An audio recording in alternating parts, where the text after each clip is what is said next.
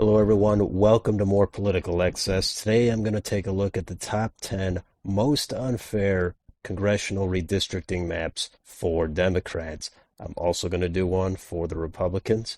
I've reviewed every map on this channel, as some of you may know, and there's so many different ways to look at what's fair and what's not fair, and it's hard to analyze these in a simple way. I went back and forth on how to do it. So I don't have a solid objective metric. I'm just going by which ones I think are the most unfair. I primarily focus on the partisan reflection of the state and then a little bit more on if there's any blatant geographic crackings. You definitely might disagree on some of these. Hopefully you agree on a lot of them too. But without further ado, let's go through this. And these are the 10 worst maps, I think, for the Democrats to be facing, the ones that they are probably the most outraged by. Number 10, South Carolina. The Democrats make up a sizable portion of that electorate. The geography is not highly favorable for them, but they only are going to come out of that with one seat, probably. So that is a big imbalance in a 6-1 map there. Number 9, Louisiana. That map will be very solidly 5-1 for the Republicans. Democrats do have enough vote there to get a second district, and they're not going to get one, at least as of now. That is a bad map for them. Number 8, Georgia.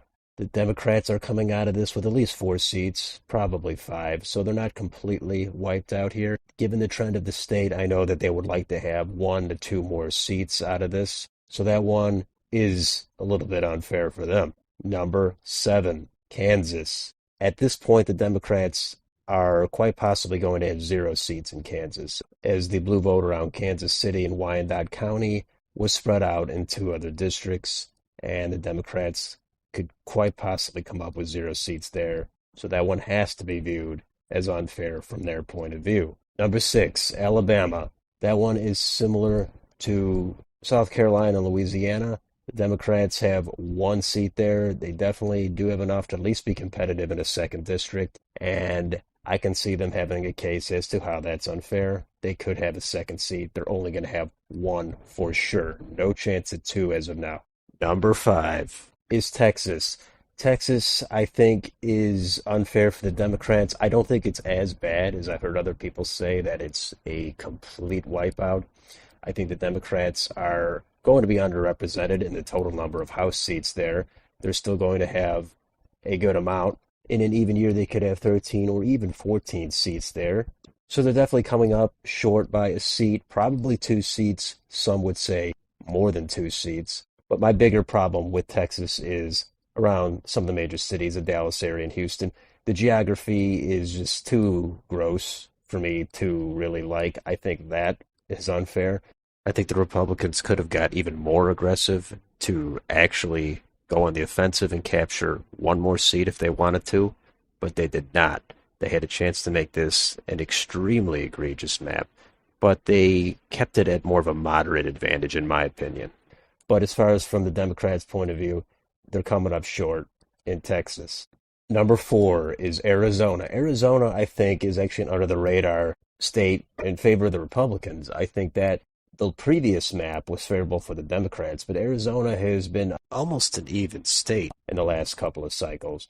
And in this map, the Republicans are coming out ahead. The Democrats in an even year might only have 2 to 3 seats. So for the Republicans to have 6 to 7 seats, it's going to feel like a huge disadvantage in Arizona.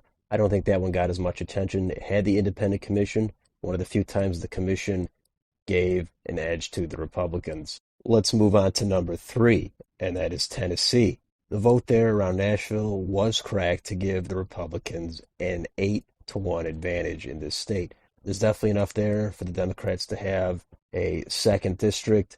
It's a Republican state, like most of these are, but not so much that the other party should be almost totally wiped out. So I think that this is probably a more under the radar one as well for how short the Democrats are coming up. Republicans took advantage of a blatant crack there to give themselves an extra seat. Now, number 2, that's going to be Ohio. That one is still potentially in future litigation, but the Democrats there, this year, they might only have 2 seats. out of 15. And that's, of course, going to be unfair. And the Democrats do have a lot more vote in that state, enough for way more than 2 seats, certainly more than 3 seats. The geography is not overly favorable to the Democrats in Ohio, but still, if it was more fair, they would have 2 to 3 more seats that are at least reasonably in their favor. And finally, number one, it's probably no surprise that it is Florida. Although the geography in Florida is not blatantly cracked to favor the Republicans, the overall partisan makeup will give the Republicans 4 more seats this year. I know they're gaining a seat. And the Democrats, of course, view this as the ultimate power grab. And it is a power grab. I think it's a little less than I read about. But nonetheless, this map is still bad for the Democrats. They're not going to come out with a ton of seats. They're not coming out with only 4, 5, or 6 seats. They're going to have some seats in Florida. It's just going to be 2 to 3 less than it should be. And I think this is one of the most biased maps. But of course, if you're on the other side, you definitely like seeing this map in Florida for once. You're going to say the Republicans went for it and took one. And for the Democrats, you're saying this is the most outrageous violation. And yeah, I can see both sides. So that's just what I think of the top 10 most unfair maps for the Democrats, the worst maps for the Democrats, however you want to put it. That's my top 10. It's hard to do, but that's what I settled on. Let me know what you think of this list. Do you agree with it? Do you disagree with 1 or 2 of these? What's your top 10? Let me know in the comments down below. If you enjoyed this content, please do like, share, and subscribe. Thank you for watching, and I'll have my top 10 worst maps for the Republicans coming up. Thank you for watching.